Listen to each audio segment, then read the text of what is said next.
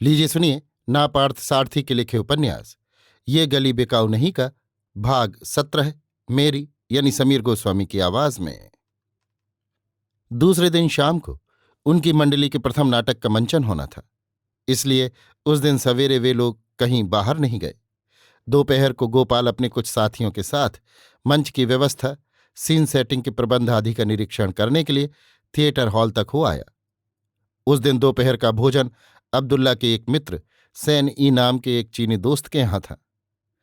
किसी न किसी बहाने अब्दुल्ला माधवी के इर्द गिर्द यों मंडराते रहे जैसे फूल के इर्द गिर्द भौरा। उधर मुत्तु कुमरन सदैव माधवी के साथ रहकर उनके लिए विघ्न बना फिर रहा था। दिन पर दिन उसके प्रति नफरत बढ़ती जा रही थी। मुत्तु कुमरन कुछ ऐसा प्रतिद्वंद्वी निकला कि अब्दुल्ला को माधवी के पास फटकने या बोलने चालने नहीं देता था। प्रथम दिन का नाटक बड़ा सफल रहा। उस रात को अब्दुल्ला और मुत्तु कुमरन में आमने सामने ही फिर झड़प हो गई। अच्छी रकम वसूल हो जाने और दर्शकों की भरी पूरी भीड़ हो जाने के कारण गोपाल पर अब्दुल्ला की बड़ी धाक जम गई कि इन्हीं की बदौलत ये सब कुछ हुआ है। नाटक पूरा होते होते रात के 11 बज गए थे। नाटक के अंत में सबको मंच पर बुलाकर माला पहनाकर अब्दुल्ला ने सम्मान किया, पर जानबूझकर मुत्तु कुमरन को छोड़ दिया। यद्यपि मुत्तु कुमरन को भूलने जैसी कोई बात नहीं थी, फिर भी उन्होंने ऐसा अभिनय किया कि उस समय जैसे उसका स्मरण ही नहीं रहा। गोपाल को इसकी याद थी, पर वो यों चुप रह गया मानो अब्दुल्ला के कामों में दखल देने से डरता हो। पर माधवी के क्षोभ का कोई पारावार नहीं था। उसे लगा कि ये सभी मिलकर कोई साजिश कर रहे हैं। नाटक के बाद पिनांग के एक धनी मानी व्यक्ति के यहाँ उनके रात का भोजन का प्रबंध था। उन्हें ले जाने के लिए मेजबान स्वयं आए थे। मंच पर हुए उस अनादर से क्षुब्ध माधवी ने अपनी एक सह अभिनेत्री के द्वारा मुत्तु कुमरन को ग्रीन रूम में आने के लिए कहला भेजा। वो भी केरल की तरफ की ही थी। नीचे मंच के नीचे मुत्तु कुमरन के पास आकर उसने कहा कि माधवी ने बुलाया है। वो अनसुना सा खड़ा रहा तो वो बोली, क्या मैं जाऊं? उसने सिर हिलाकर हाँ का इशारा किया तो वो चली गई। थोड़ी देर बाद की मोहलत देकर वो ग्रीन रूम में गया तो माधवी ने उसके निकट आकर भरे गले से कहा, यहां का ये अन्याय मैं नहीं सह सकती। हमें दावत में नहीं जाना चाहिए। स्वाभिमान अलग है और ओछापन अलग है। उनकी तरह हमें ओछा व्यवहार नहीं करना चाहिए। माधवी, ऐसी बातों में मैं बड़ा स्वाभिमानी आदमी हूं। कोई भी सच्चा कलाकार स्वाभिमानी ही होता है, लेकिन वो आत्मसम्मान सार्थक होना चाहिए, ना कि घटिया क्रोध। नए देश में, नए शहर में हम आए हैं। हमें ऐसा व्यवहार करना चाहिए कि हमारा बड़प्पन बना रहे और बढ़ता रहे।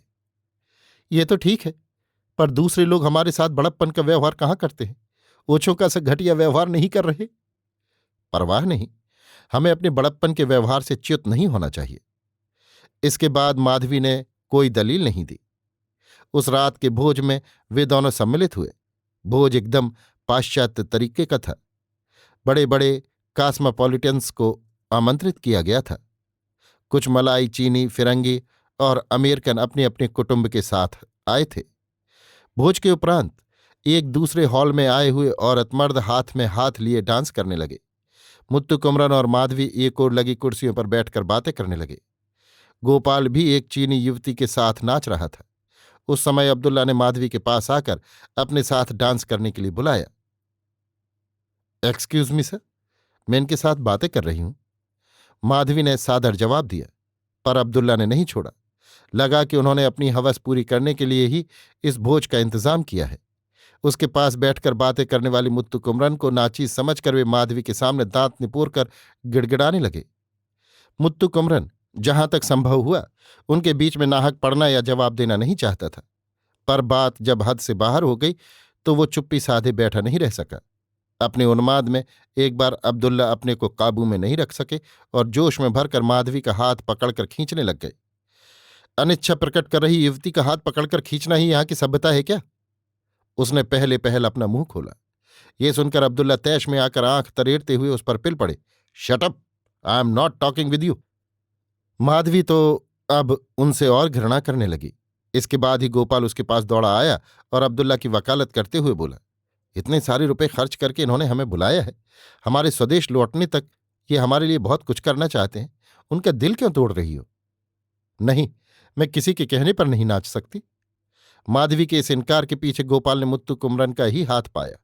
उसे लगा कि मुत्तु कुमरन पास नहीं रहता तो माधवी के मुख से इनकार के इतने कड़े शब्द नहीं निकलते। इसलिए वो चोट खाए हुए बाघ की तरह दहाड़ कर बोला, इस तरह तुम्हें डरते देखकर लगता है कि तुमने सिल पर पैर रखकर अरुंधति निहारते हुए उस्ताद का हाथ पकड़ा है और शस्त्रोक्त विवाह किया है। ऐसी शादी करने वाली भी यों पुरुषों से डरती नहीं दिखती। मुत्तु कुमरन पास ही खड़ा था। वो दोनों की बातें सुन रहा था, पर वो उनकी बातों में नहीं पड़ा। माधवी गोपाल की बात सुनकर आक्रोश से भर गई और बोली, छी, आप भी कोई मर्द हैं? एक औरत के सामने ऐसी बातें करते हुए आपको शर्म नहीं आती? माधवी के मुख से ऐसी अप्रत्याशित बात सुनकर गोपाल सकपका गया। आज तक माधवी ने उसके प्रति इतने कड़े और मर्यादा से बाहर के शब्दों का प्रयोग नहीं किया था। ये उसके पिछले दिनों का अनुभव था, पर आज जितने भी कड़े शब्दों का इस्तेमाल संभव था उतना कर दिया गया। वो माधवी जो उसके हुक्म सिर आंखों पर बजा लाती थी, आज रोष तोष मान अभिमान से भरकर नागिन की तरह बेफर उठी थी। इसका क्या कारण है? जब कारण का मूल समझ में आ गया तो गोपाल का सारा क्रोध मुत्तु कुमरन पर निकला। उसने पूछा, क्यों उस्ताद, ये सब क्या तुम्हारी लगाई है? इसीलिए तो मैंने कहा था कि मैं तुम लोगों के साथ नहीं आऊंगा। मुत्तु कुमरन ने गोपाल की बातों का उत्तर दिया तो माधवी को उस पर गुस्सा चढ़ाया। इसका क्या मतलब? यही ना कि आपके साथ आने पर मैं मान अभिमान और रौब दाब से रहती हूं और आपके ना आने पर आवारा होकर फिरती।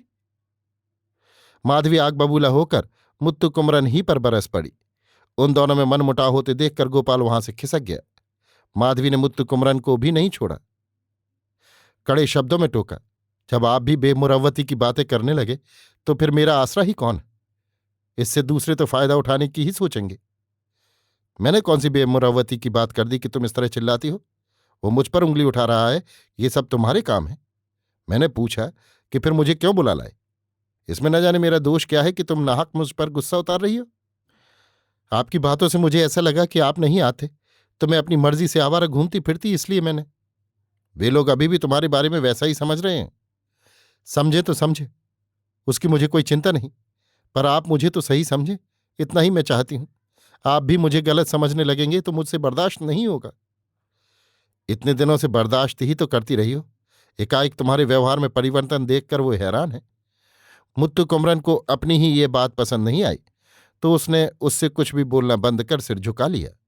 भोज के बाद अपने आवास लौटते हुए भी वे आपस में नहीं बोले। गोपाल और अब्दुल्ला दोनों ने एक दूसरे की तरफ से शायद मुंह ही फेर लिया। इधर इन दोनों ने भी अपने आप से मुंह फेर लिया। उसके बाद नाटक वाले तीनों दिन ऐसे ही बीते कि गोपाल की माधवी से, माधवी की मुत्तु कुमरन से व्यवहार में सहजता ही नहीं आई। 6 बजे नाटक मंडली के साथ कारों में थिएटर जाते, ग्रीन रूम में जाकर मेकअप करते और मंच पर आकर नाटक खेलते, फिर गुमसुम आवास को लौट आते थे। गोपाल ने अब्दुल्ला की हविस पूरी करने का एक दूसरा रास्ता निकाल दिया।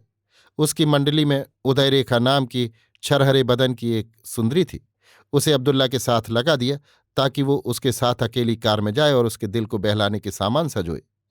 वो स्त्री साहस में निपुण थी और अब्दुल्ला को खुश कर टेप रिकॉर्डर, ट्रांजिस्टर, जापानी नाइलैक्स की साड़ियां, नेकलेस, अंगूठी, घड़ी वगैरह कितनी ही चीजें अपने लिए झटक लाई। पहले दिन के अनुभव के बाद मुत्तु कुमरन ने नाटक थिएटर में जाना ही छोड़ दिया और शाम का वक्त अपने ही कमरे में गुजारना शुरू कर दिया। अकेले में रहते हुए वो कुछ एक कविताएं भी रच सका। खाली समय में वो मलाया से निकलने वाले 2-3 तमिल के दैनिक पत्रों को लेकर बैठ जाता। भाग्य से यहाँ के दैनिक अधिक प्रश्नों वाले होते थे और उसे समय काटने में मदद देते थे। दोपहर के वक्त मंडली के कुछ कलाकार उससे बातें करने के लिए भी पास आ जाते थे। दूसरे या तीसरे दिन एक उप अभिनेता मुत्तु कुमरन से ही ये सवाल कर बैठा, क्यों साहब, आपने नाटक में आना ही क्यों बंद कर दिया? आप में और गोपाल साहब में कोई अनबन तो नहीं? मुत्तु कुमरन ने लीप पोत कर उत्तर दिया, एक दिन देखना काफी नहीं है क्या? हमारा नाटक हमारी मंडली खेलती है, रोज रोज देखने की क्या जरूरत है? ऐसे कैसे कह सकते हैं साहब? नाटक सिनेमा की तरह नहीं है। एक बार कैमरे में भरकर चालू कर दें तो फिल्म जैसे चलती ही रहेगी। नाटक की बात दूसरी है, वो प्राणदायिनी कला है। बार बार खेलते हुए भी हर बार निखर उठती है, चमक उठती है। अभिनय, गीत, सब कुछ शान पर चढ़कर आनंद की गंगा बहा देते हैं। बिल्कुल ठीक फरमाया तुमने। अब आप ही देखिए, कल आप नहीं आए, परसों आए थे। जिस दिन आपने आकर देखा था उस दिन माधवी जी का अभिनय बड़ा शानदार और जानदार रहा। कल आप नहीं आए तो थोड़ा डल रहा। उनके अभिनय में वो उत्साह नहीं रहा और वो जान नहीं रही। तो मेरी बड़ाई करने के ख्याल से ही ऐसा कह रहे हो? वैसी कोई बात नहीं होगी। माधवी स्वभाव से ही समर्थ कलाकार है। वो जब भी अभिनय करें और जहां भी करें अपना स्तर बनाए रखेंगी। आप चाहे जितना उनका पलड़ा भारी करें, कर लें, लेकिन मैं नहीं मानूंगा। मैं गौर से देखकर बता रहा हूं। सच पूछिए तो अपने अनुभव से भी बता रहा हूं। अपने प्रियजनों को दर्शकों की गैलरी में बैठे पाकर अभिनेता ऐसा निहाल हो जाता है मानो कोई संजीवनी मिल गई हो। एक बार की बात है, विरुदुनगर में मारियम्मन का मेला था। मैं नाटक खेलने अपनी पहले की मंडली के साथ गया हुआ था। वहीं मेरा जन्म हुआ था। मेरी बुआ की बेटी, वही मेरी मंगेतर थी, नाटक देखने आई थी। सच मानिए, उस दिन मैंने बहुत अच्छा अभिनय किया था। अच्छा, उससे तुम्हारी मोहब्बत रही होगी। अब आप आए रास्ते पर। वही बात माधवी की। कहते कहते वो रुक गया, इसलिए कि मुत्तु कुमरन की दृष्टि पर उसकी दृष्टि पड़ते ही उसकी सिट्टी पिट्टी भूल गई। उस अभिनेता की बातों की सच्चाई उसे भी मान्य थी, पर माधवी के साथ अपने प्रेम को वो जगजाहिर होने नहीं देना चाहता था। उसे भली भांति मालूम था कि उसकी अनुपस्थिति में माधवी का अभिनय फीका और बेजान हो जाएगा। इतना सब कुछ जानते हुए माधवी का उत्साह बढ़ाने के लिए ही सही वो पिनांग के नाटकों में सम्मिलित नहीं हुआ। पिनांग में अंतिम नाटक के मंचन की समाप्ति के बाद नाटक मंडली के लोग अकेले या गोष्ठी में खरीदारी के लिए बाजार गए। वहां सामान सस्ते बिकते थे। फ्री पोर्ट होने से पिनांग के बाजारों में तरह तरह की कलाई घड़ियां, टेरेलियन, रेयान, टेरिकॉट, सिल्क, रेडियो जैसे बहुत सारे नए नए सामान पहाड़ से लगे थे। गोपाल ने अब्दुल्ला से पेशगी लेकर अपनी मंडली के हर स्त्री पुरुष को 100-100 मलेशियन रुपए दिए। मुत्तु कुमरन और माधवी को 250 के हिसाब से 500 रुपये एक लिफाफे में रखकर माधवी के हाथ में दे दिए। सीधे मुत्तु कुमरन से मिलने और उसके हाथ रुपए देने को उसे डर लग रहा था। माधवी ने भी हिचकते हुए ही वे रुपए लिए। एक बात उनसे भी कह दीजिए, मैं उनकी अनुमति के बिना ये राशि लूंगी तो शायद वे नाराज हो जाएंगे। माधवी के मुख से इधर हिचकते हिचकते बात फूटी और उधर गोपाल के मुख से काफी कड़क भरी आवाज फटी। वे कौन होते हैं तुम्हारे? नाम लेकर मुत्तु कुमरन क्यों नहीं कहती? माधवी ने इसका कोई जवाब नहीं दिया। गोपाल आग उगलती आंखों से उसे देखकर चला गया, लेकिन उसने सख्ती का चाहे जैसा व्यवहार किया, वो मुत्तु कुमरन के पास जाते जाते नरम हो गया। पिछले 3 दिनों से उन दोनों के बीच जो मौन छाया था, जो वैमनस्य घर किए हुए था, उसे तोड़ने के प्रयत्न में वो फिर बोला, सभी शॉपिंग को जा रहे हैं। हम पिनांग छोड़कर आज रात को ही रवाना हो रहे हैं। तुम भी जाकर कुछ खरीदना चाहो तो खरीद लो। माधवी के हाथ तुम्हारे लिए भी रुपए दे दिए हैं, चाहो तो कार भी ले जाओ। दोनों साथ ही जाकर खरीदारी कराओ। बात को चलते समय टाइम नहीं रहेगा। ये क्या, तुम सुनते ही नहीं? क्या तुम्हारे ख्याल से मैं बेकार ही बके जा रहा हूं? जो कुछ कहना है सो कह दिया ना। मुझे क्या, तुम्हारी खातिर ही कहा। माना तुम ये दिखाना चाहते हो कि मेरा तुम बहुत ख्याल करते हो। इस तरह ताना न मारो उस्ताद, मुझसे सहा नहीं जाता। तो क्या करोगे? अच्छा, अब तुमसे आगे बोलना ठीक नहीं लगता। गुस्सा पीकर बैठे हो। इतना कहकर गोपाल वहां से खिसक गया। उसके जाने के थोड़ी देर बाद माधवी आई। उसमें मुत्तु कुमरन का आमना सामना करने का साहस नहीं था, इसलिए वो कहीं दूर देखती हुई खड़ी रही। उसके हाथ में गोपाल का दिया हुआ रुपयों वाला लिफाफा था। वो बोली, रुपया दिया है, शॉपिंग में जाना है तो खर्च के लिए। किसके खर्च के लिए? आपके और मेरे। वो सहमी हुई थी। तुमने अपने लिए लिया ये तो ठीक है, पर मेरे लिए कैसे ले लिया? मैंने नहीं लिया, उन्हीं ने दिया। दिया है तो रख लो, मुझे कहीं खरीदारी वरीदारी के लिए नहीं जाना। जाना तो मुझे भी नहीं है। छी छी, ऐसा ना कहो। जाओ, जो चाहो खरीद लो। उदय रेखा को देखो, 2 दिनों से नाइलाइन नाइलैक्स वगैरह पहनकर बनी ठनी फिर रही है। उससे कम की चीज तुम क्यों पहनो? तुम तो हीरोइन ठहरी। ऐसी बातें आपके मुंह से शोभा देती हैं क्या? मेरे बारे में आपका जी इतना खट्टा हो गया है कि उदय रेखा को और मुझे एक तराजू पर तौल रहे हैं। यहां किसी का जी नहीं बिगड़ा। अपना अपना मन तौल कर देखें तो पता चले। पता क्या चलेगा? 2-3 दिनों से कैसा सलूक कर रही हो? यही सवाल आपसे भी तो दोहराया जा सकता है। कहती हुई माधवी उसके पास गई और बड़े धीमे स्वर में गिड़गिड़ाती सी फुसफुसाई, ताकि सिर्फ उसी के कानों में सुनाई दे। देखिए, आप नाहक अपना दिल न दुखाइए। मैं अब कभी भी आपके साथ विश्वासघात नहीं करूंगी। इस जगह तो मैं अबला हूं। आप भी साथ ना रहे तो मेरा कोई सहारा नहीं। शक्तिहीन की शरण में जाने से क्या फायदा? यदि आप में शक्ति नहीं तो इस दुनिया में और किसी में नहीं है। व्यर्थ में बार बार मेरी परीक्षा न लीजिए। तो फिर 3 दिनों से मेरे साथ बोली क्यों नहीं? आप क्यों नहीं बोले? मैं स्वभाव से ही क्रोधी प्राणी हूं और मर्द हूं। ये जानकर ही मैं खुद आकर आपसे हाथ जोड़ रही हूं। तुम बड़ी होशियार हो।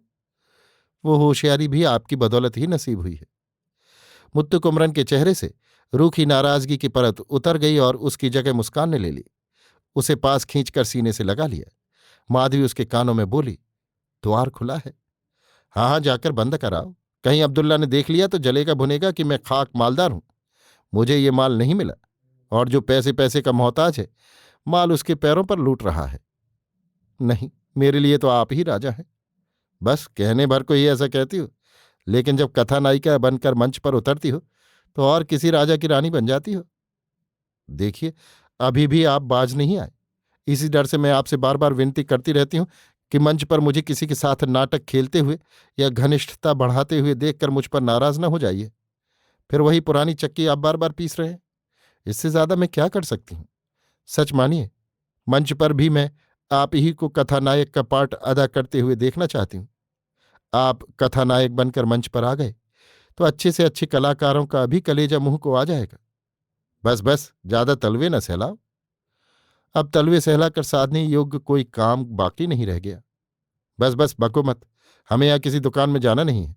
सारी शॉपिंग वापसी में हम सिंगापुर में कर लेंगे। माधवी ने मुत्तु कुमरन की ये बात मान ली। उसी समय दोनों ने यह भी प्रतिज्ञा की कि अब्दुल्ला और गोपाल चाहे जितना भी रूखा व्यवहार करें, हमें विचलित नहीं होना चाहिए। लेकिन उसी दिन शाम को ईप्पो चलते हुए तलवार की धार से गुजरना पड़ा। नाटक के थोक ठेकेदार अब्दुल्ला ने अपने साथ ईप्पो चलने के लिए गोपाल और माधवी के लिए वायुयान का प्रबंध करके बाकी सभी के लिए कारों की व्यवस्था कर दी। इससे मुत्तु कुमरन को कार में जाने वालों में सम्मिलित होना पड़ा। चलने के थोड़ी देर पहले ही माधवी को इस बात का पता चला। उसने तुरंत गोपाल के पास जाकर बड़े धैर्य से कहा, मैं भी कार ही में आ रही हूं, आप और अब्दुल्ला प्लेन पर आइए। नहीं, ईप्पो वाले हमारे स्वागत के लिए एयरपोर्ट आए होंगे। आए हों तो क्या, आप तो जा रहे हैं ना। जो भी हो, तुम्हें प्लेन में ही चलना चाहिए। मैं कार में ही आऊंगी। ये भी क्या जिद है? हाँ, जिद ही सही। उस्ताद को प्लेन का टिकट नहीं दिया गया, इसीलिए हंगामा कर रही हो। आप चाहें तो वैसा ही मानिए। मैं तो उन्हीं के साथ कार में इप्पो आऊंगी। ये उस्ताद कोई आसमान से अचानक तुम्हारे सामने नहीं टपक पड़ा। मेरे ही कारण तुम्हारी उससे दोस्ती है। कौन इनकार करता है, उससे क्या। बढ़ बढ़कर बातें करती हो, तुम्हारा मुंह बहुत खुल गया है। नई जगह में हमारे हाथ बंधे, मैं कुछ नहीं कर पा रहा। अगर मद्रास में होता तो गधी कहीं की हट जा मेरे सामने से कहकर गर्दनी देकर निकालता और तुम्हारी जगह किसी दूसरी हीरोइन को एक रात में पढ़ा सुनाकर मंच पर खड़ा कर देता। ऐसा करने की नौबत आए तो वो भी कर लीजिए, पर हां, पहले अपने मुंह की थूक गटक लीजिए। ये सुनकर गोपाल हैरान रह गया। इसके पहले माधवी के मुख से ऐसी करारी चोट खाने का मौका ही नहीं आया था। मुत्तु कुमरन का सहारा पाकर माधवी लता इतराने लगी है। अब इससे टकराना ठीक नहीं है, सोचकर गोपाल ने उसका पीछा छोड़ दिया। आखिर अब्दुल्ला, गोपाल और उदय रेखा हवाई जहाज से ही गए। माधवी मुत्तु कुमरन और मंडली वालों के साथ कार में आई। माधवी का दिल दुखाने के विचार से उसके नाम से आरक्षित हवाई जहाज के टिकट पर ही उदय रेखा का नाम चढ़वा कर वे उसे हवाई जहाज से ले गए। पर माधवी ने इस बात का ख्याल तक नहीं किया कि वे किसे हवाई जहाज पर ले जा रहे हैं। लेकिन दूसरे दिन सवेरे उदय रेखा ही सबके सामने ये ढिंढोरा पीटे जा रही थी कि अब्दुल्ला के साथ वो पिनांग से हवाई जहाज पर आई थी। वो चाहती थी कि उसकी बढ़ी हुई हैसियत का मंडली वालों को पता चल जाए। इस स्थिति में शायद उसकी ये धारणा रही हो कि इससे मंडली वालों पर उसका रोब दाब जम जाएगा। अभी आप सुन रहे थे नापार्थ सारथी के लिखे उपन्यास ये गली बिकाऊ नहीं का भाग 17, मेरी यानी समीर गोस्वामी की आवाज में।